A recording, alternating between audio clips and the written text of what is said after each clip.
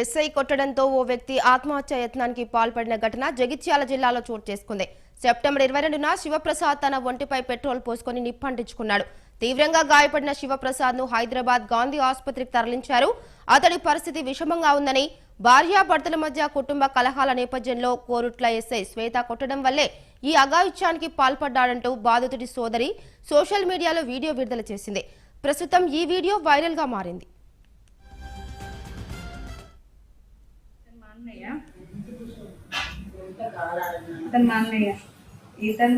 అతను పర్సనల్ గా వాళ్ళ హస్బెండ్ వైఫ్ గా ఏదో గొడవ కారణంగా కేసు అయింది. కేసు అయితే రమ్మని పిలిచిరు పోలీస్ వాళ్ళు. పోలీస్ స్టేషన్ నుంచి ఫోన్ వచ్చింది. నువ్వు ఫోన్ వచ్చిన వల్లే అటెండ్ కావాలి, కాకపోతే నువ్వు జీప్ తీసుకెళ్తావు అట్లా ఇట్లా సరికి మా అన్నయ్య భయపడ్డాడు.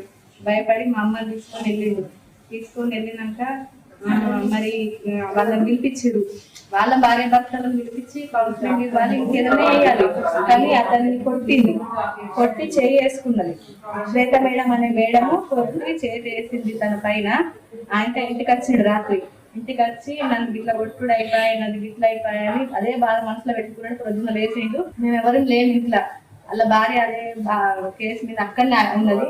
మా అమ్మ వేరే పని మీద బయటకు వెళ్ళింది. బయటకు వచ్చేసరికి అతను పెట్రోల్ పోసుకొని తాగేస్తారు. మాకు ఎట్లా న్యాయం జరగాలి? ఇప్పుడు మాకున్నది ఒక్కటే.